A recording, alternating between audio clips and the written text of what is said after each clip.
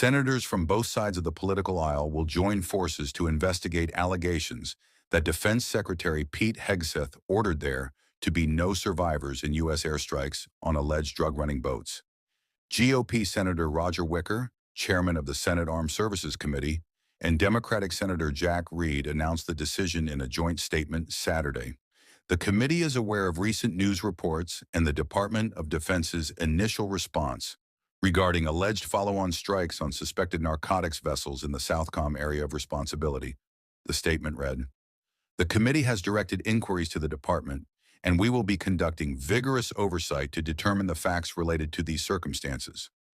It comes following a report from the Washington Post, which alleged that Hegseth had ordered military personnel to kill everybody on board a vessel in the Caribbean suspected of carrying drugs on September 2nd.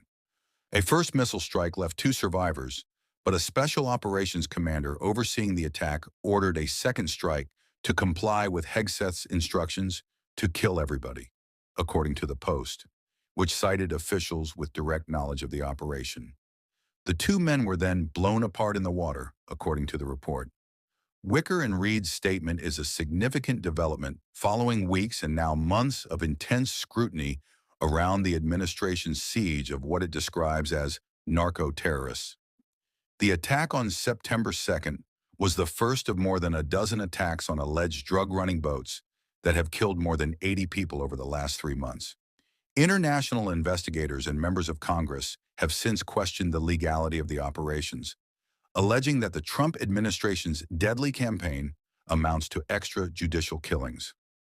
Other experts, speaking to The Independent, have labeled the actions as outright murder and a war crime. The Independent has contacted the Department of War for comment on news of the Senate investigation.